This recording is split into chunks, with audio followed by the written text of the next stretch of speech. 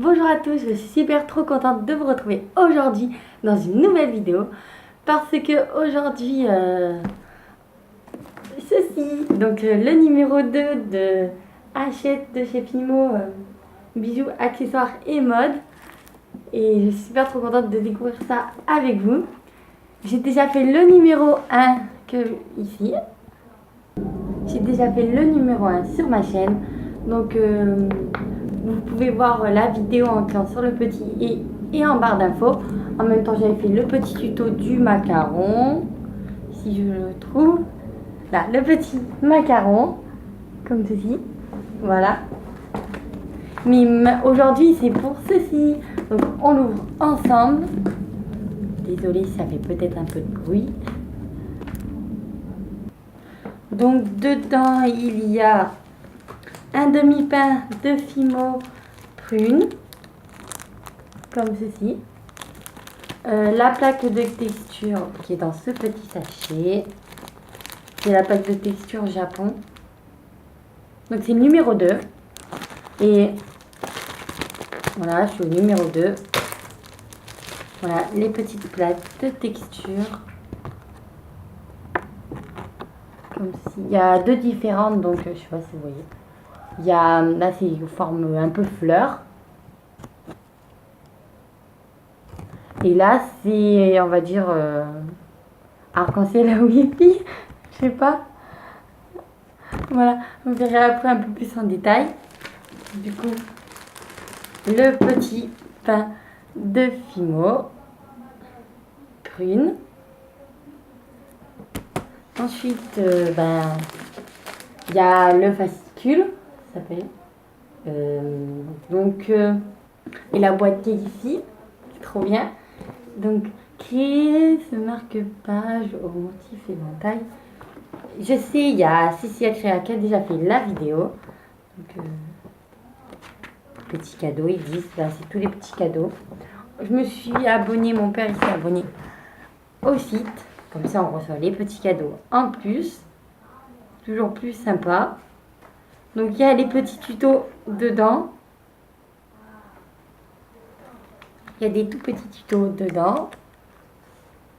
Voilà, des petits tutos.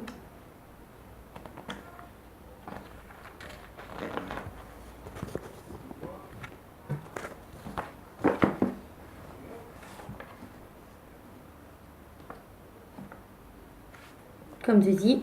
Et moi, on verra celui que je vais faire. Je ne sais pas pour l'instant. Je découvre en même temps que vous ce petit fascicule. Donc, c'est hyper chouette. Très contente. Et je vous montre la petite boîte. Ma boîte à outils. Chez Hachette. C'est aimanté là. C'est magnétique. Voilà. Dedans, qu'est-ce qu'il y a à l'intérieur? Enfin, il n'y a rien à l'intérieur. Mais c'est pour ranger les petits objets qu'on a eu dans le numéro 1 et qu'on aura dans les autres numéros. Comme ceci. Ensuite, il n'y a rien ici. C'est juste le plastique comme ceci là. Voilà. Elle est chouette la boîte. Je l'aime bien. Donc, je vais faire un petit tuto avec la plaque de texture Japon. Donc, il y a quoi comme tuto avec ça? Donc, il y a le petit marque-page, comme ceci, qui ressemble à ça. Que même Cécilia qui a fait sur sa chaîne. Et que aussi, il y a un autre petit truc. Mais je vais faire ceci. Donc ce petit fascicule coûte 3,99 €, donc 4 €. Donc c'est pas cher, je pense. Enfin, mes parents m'ont dit que c'était pas cher, donc ça va. Parce qu'une bague de texture, c'est plus cher, je pense.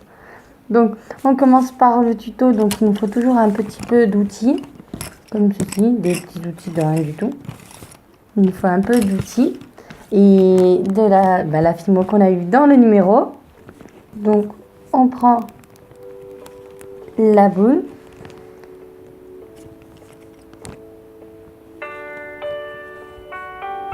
On roule notre pâte.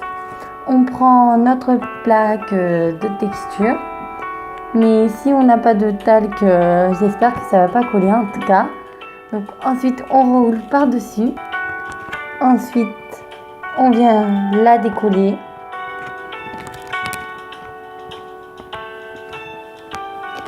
Légèrement, sans enlever les petits motifs qu'on vient de faire.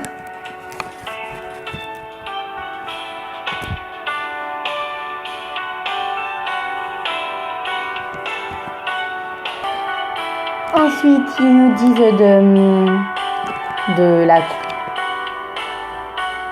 de prendre un patron de papier et ensuite couper. En fait, c'est pour que ça soit symétrique la plupart de tout.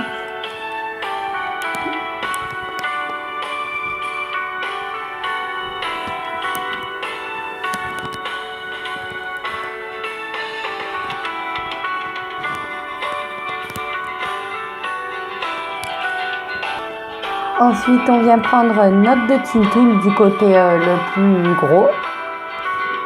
On fait un trou.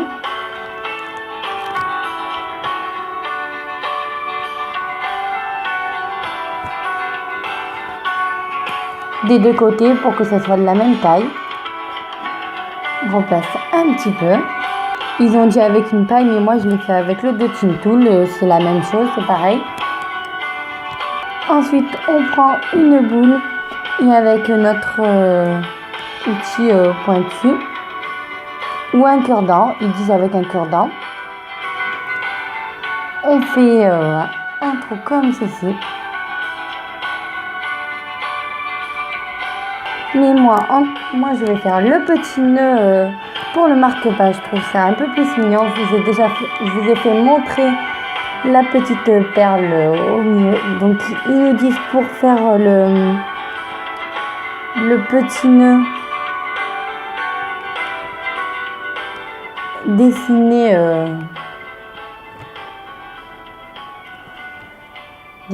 un petit truc.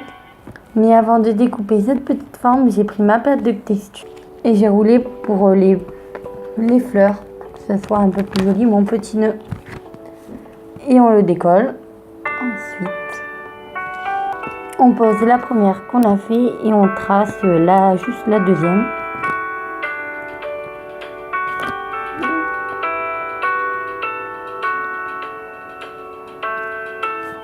Comme ceci, on n'a plus qu'à les enlever. Voilà, de la même taille à peu près. Du coup, ils nous disent de les plier en deux. Comme ceci.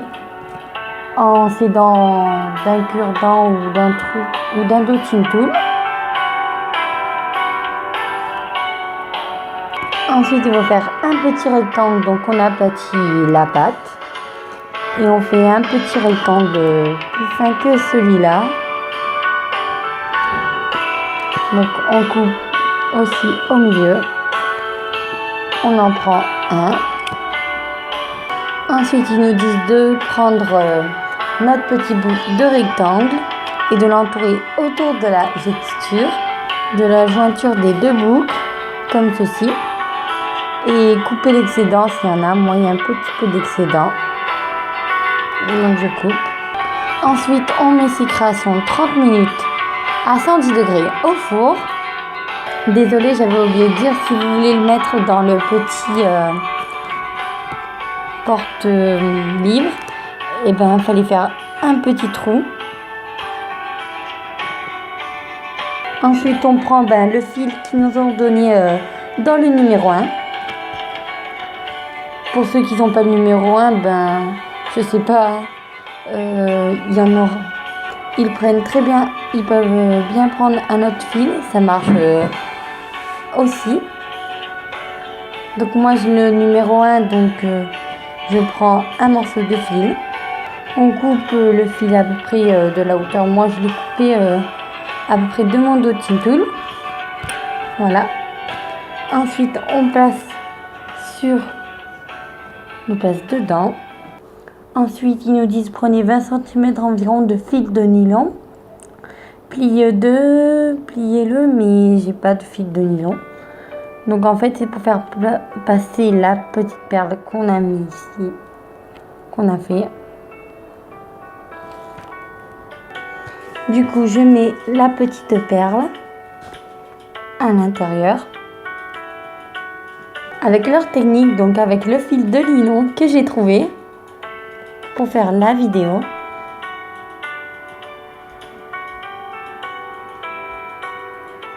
Ensuite, on prend la petite perle que l'on met dedans, comme ceci. Et on tire et ça doit la porter dans le fil. Voilà. Oh, c'est très bien cette technique. Oh, j'adore cette technique. Ensuite, je viens faire un petit nœud juste comme ça. Pour que la perle ne bouge pas. Donc 2 petits nœuds.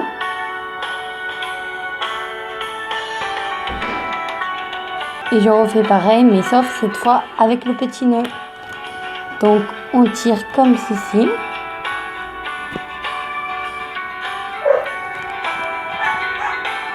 Pour que le petit nœud est dedans. Voilà le petit nœud.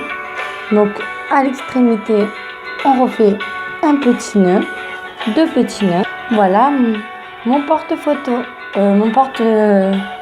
Je sais pas pourquoi je dis porte-livre, mais c'est un marque-page. Voilà, de ce côté. Et de l'autre côté, c'est l'autre motif que j'ai fait. Donc des deux côtés, c'est pas le même. Donc voilà, j'espère que ce petit tuto vous aura plu. Donc voilà la première création que j'avais fait dans le numéro 1. Donc c'était un collier macaron. Donc si vous ne l'avez pas vu, je vous invite à aller la voir en cliquant sur le petit i en haut.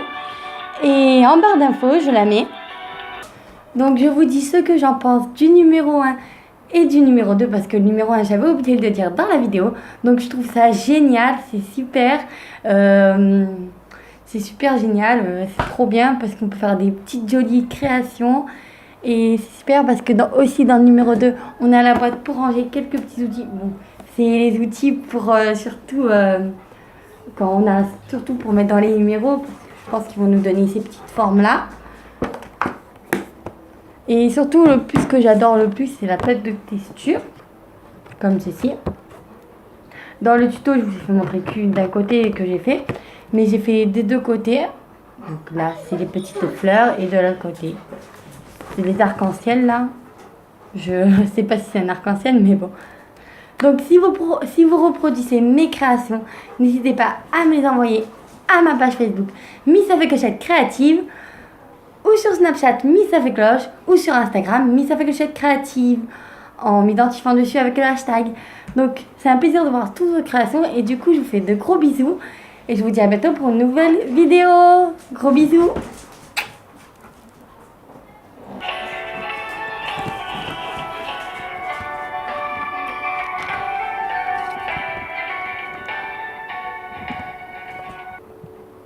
Tous les liens sont en barre d'infos.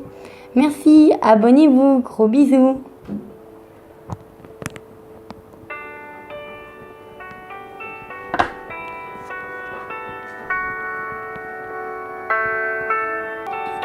Et dites-moi si ça vous intéresse que je continue la petite série. Gros bisous.